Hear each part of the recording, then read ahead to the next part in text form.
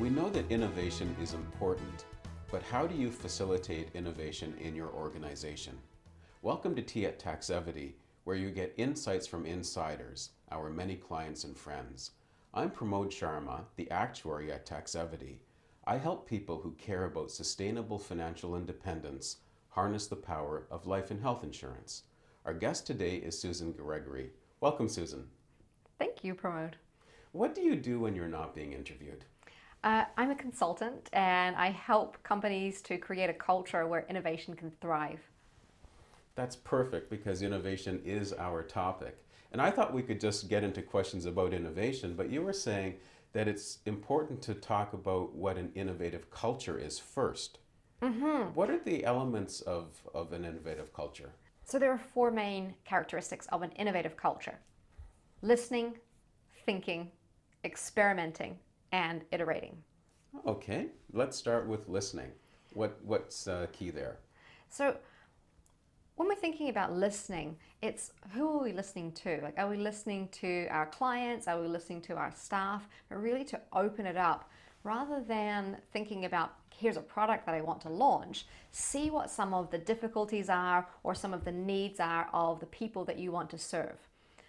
I saw a really cool example of this recently. There's an app that was launched last week here in Toronto called TowIt. TowIt? Yeah. Like, how do you spell that? TOWIT, so TowIt. Okay. So the idea with this app is that people who see like a car or a van illegally parked can take a picture of it and upload it using this app. And then the authorities and also towing companies can see these pictures of where these vehicles are illegally parked, and they can do something about it. So they can actually, they can ticket it, or they can remove the vehicle, or whatever it is. And what I thought was really cool about this is the way that the idea came up for the people that created it. What they noticed was that people were taking pictures, already doing this, taking pictures of illegally parked vehicles, particularly cyclists in Toronto. If you see a big van that's illegally parked in a bike lane, then people get really frustrated. It interrupts your journey. It's really unsafe. Right. So already a lot of cyclists were taking pictures of these trucks and uploading it somewhere on social media, and it's called parking shaming. Oh, okay. So perhaps, if you were a marketing executive and you're working for a courier company and you see that a lot of your drivers are parking in bike lanes, and maybe that parking shaming is going to help realize that there's a problem and you'll do something about it. But the app, the idea of the app takes it one step further. They were listening, they were seeing what's going on with people doing, exhibiting this behavior. And then they turn it into something that could actually be more useful and help to resolve the problem. So I love that idea. I love that way that they were listening and seeing what people were doing and then turn that into a solution. That's an excellent example. And the next element that you mentioned was thinking.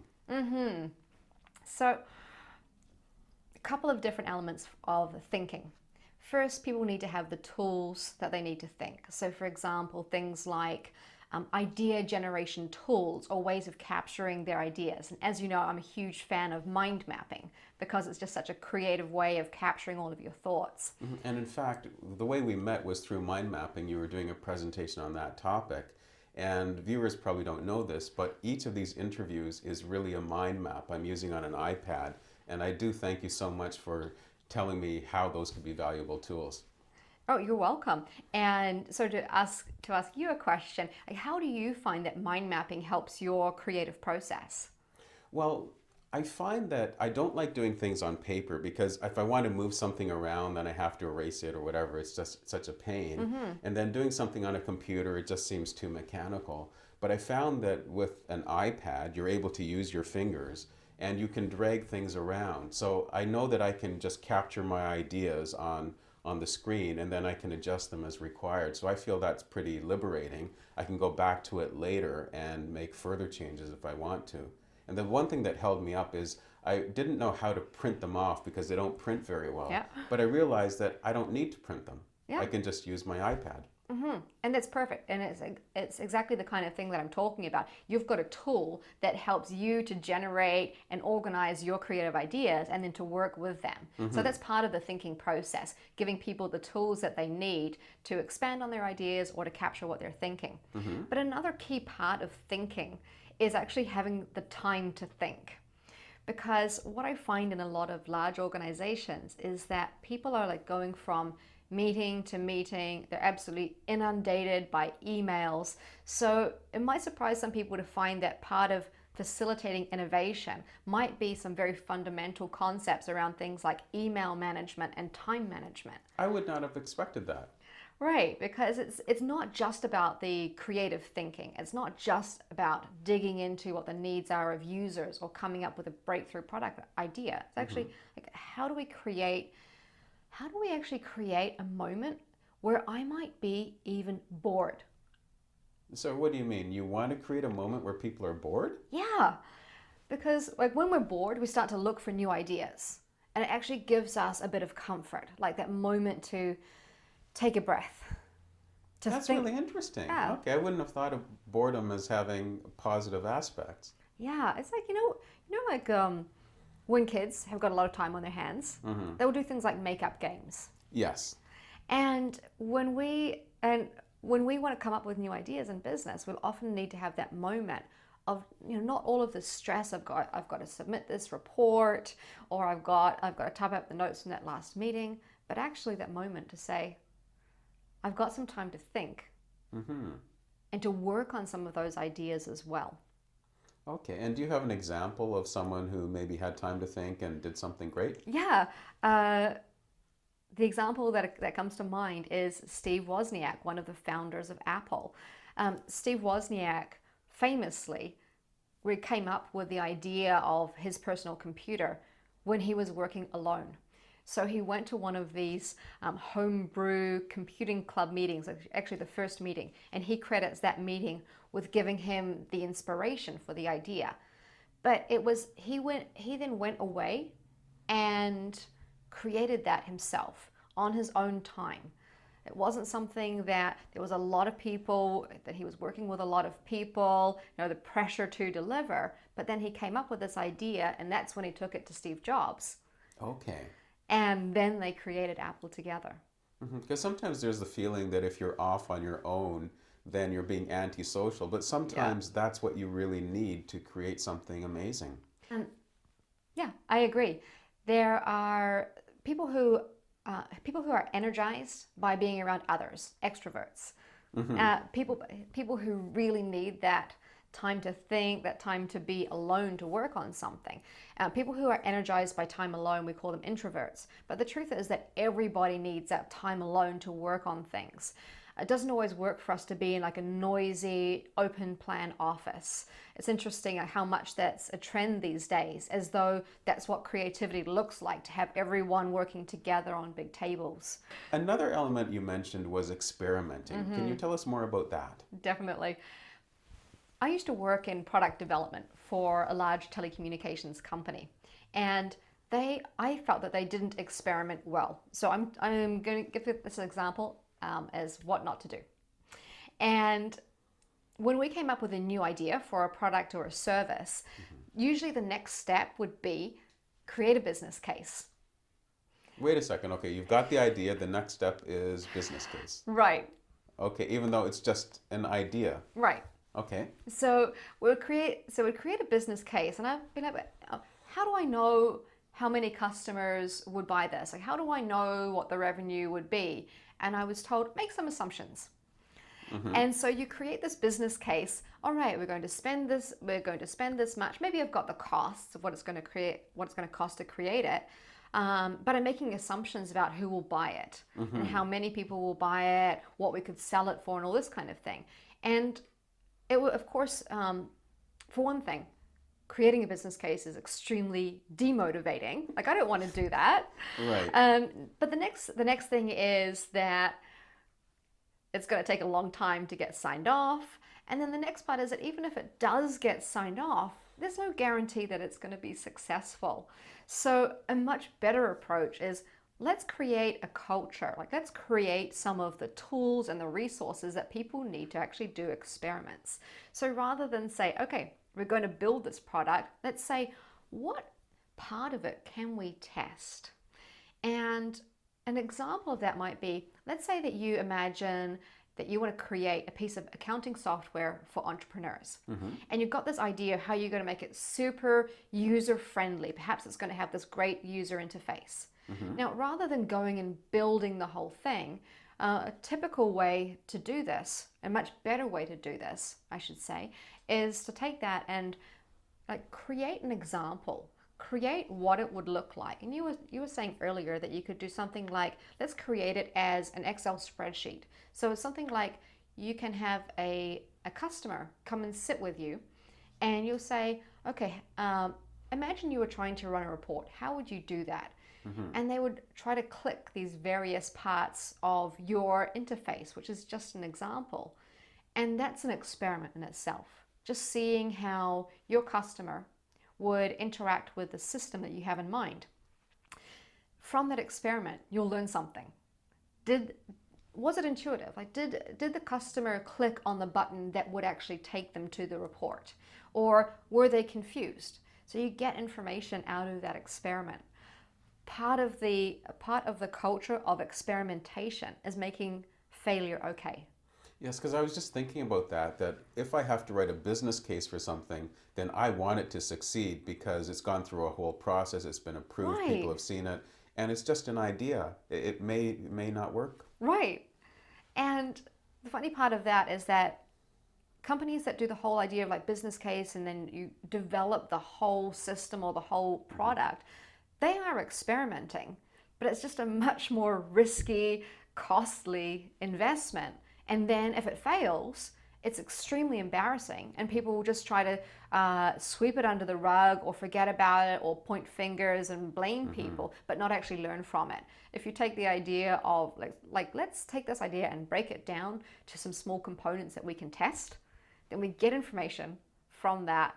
And then from what we've learned, then we go into the next step, which is iterating. Okay, so that's the last step. Okay, and what goes on there? So iterating really is about taking what we've learned in the experimentation and building on it. So that now you've tested this idea for your accounting software with a customer. You've learned some things about what was easy, what wasn't, and you make changes. And then you get either that customer or another customer to come in and do it again. Okay, in the beginning, I was having trouble understanding why the culture mattered, but given your explanations, I can see that is a key starting point. Okay. What are the 4 steps? The 4 steps are kickoff, inspiration, collaboration, review, and forward. Okay, let's start with the very first step. And in that, the kickoff, what do you do? So the kickoff starts by defining what you're going to be doing with your team, because we need to give them some kind of a vision or something to work towards. And that's kind of a tricky thing, because if you're trying to create a culture of innovation, you really want people to be coming up with ideas. And how do you make that something tangible? How do you let them know this is what we're going to be doing, because you don't know what their ideas are going to be yet? And you also want their buy-in because they may be skeptical about the whole process. Right. So what I like to suggest is to create a vision, very very simple, very inclusive, something like, as a team, we're going to come up with 10 new ideas by the end of the year. And so it's something to work towards. They can see, all right, this is what we're doing.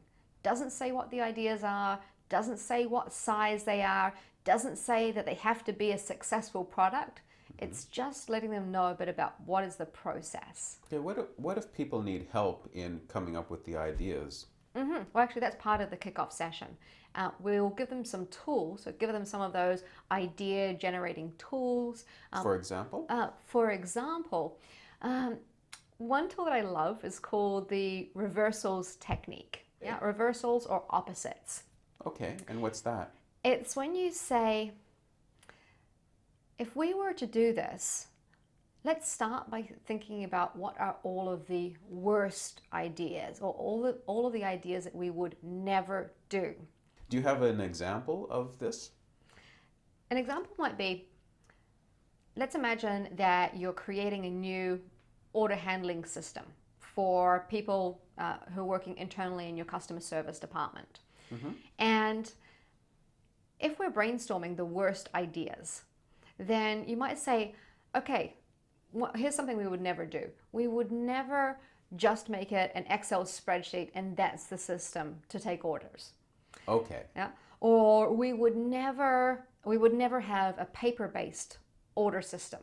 Right. Okay. And so it allows people to say ideas that are stupid or irrelevant, and just to get ideas flowing, rather than saying like, what's your best idea or how should we do this? It can kind of stifle people. Yes. When you're in that process of idea generation, sometimes people get worried that their ideas are going to be judged.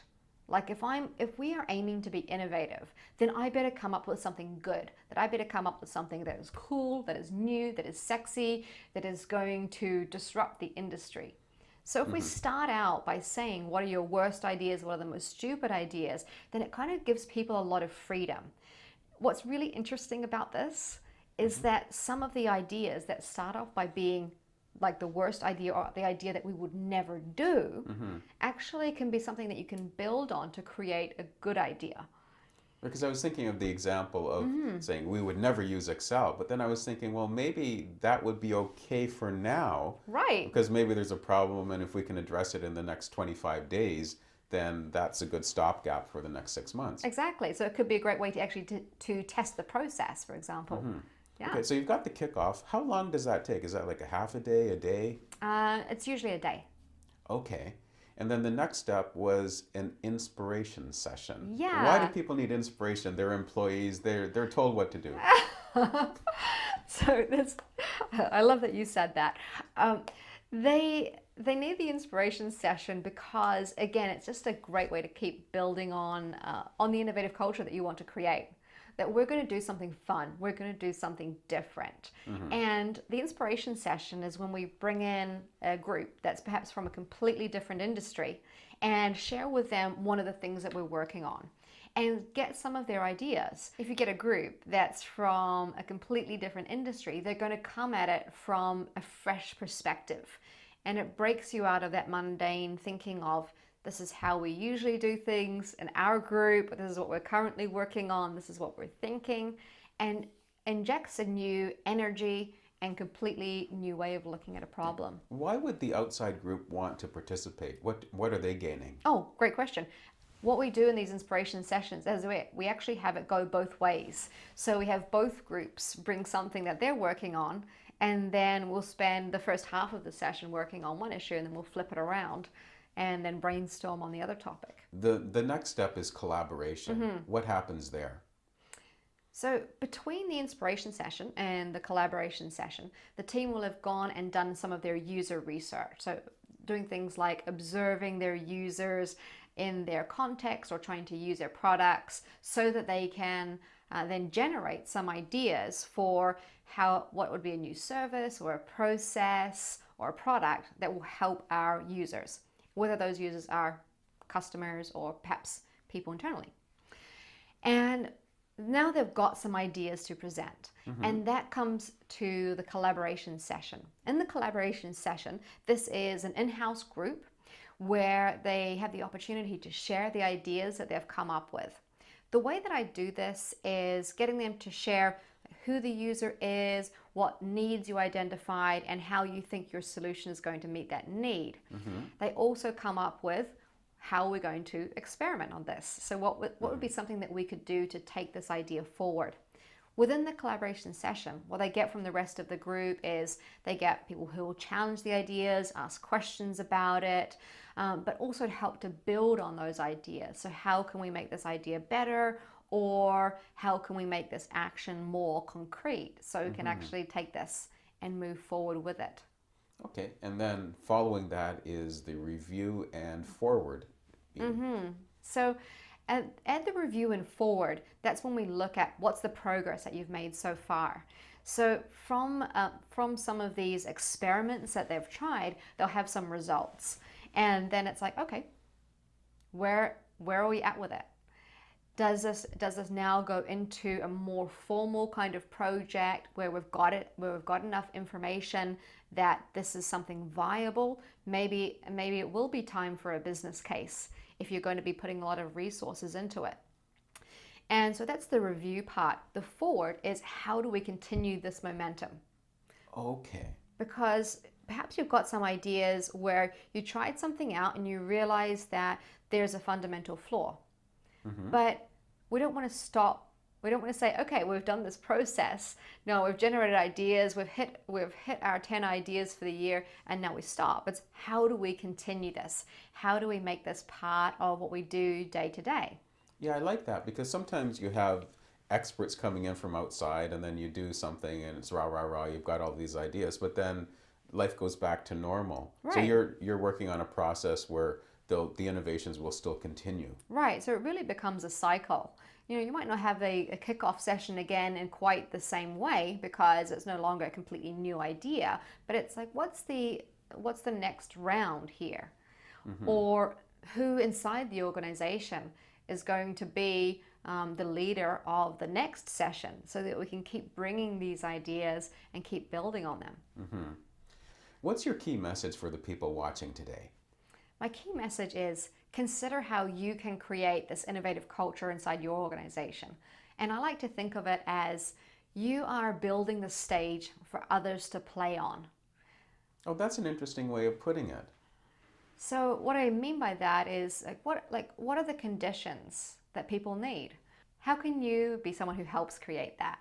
How can you be someone who encourages others to share their ideas, but also helps them to manage their time so they've got some space in their calendar where they can think about and build on ideas that they already have to create something that could be huge in your organization? What's the best way for people to reach you? Best way is email, susan@susangregory.ca. Thanks for dropping by. Thanks, Pramod. Pleasure to be here. Thanks for joining us for Tea at Taxevity.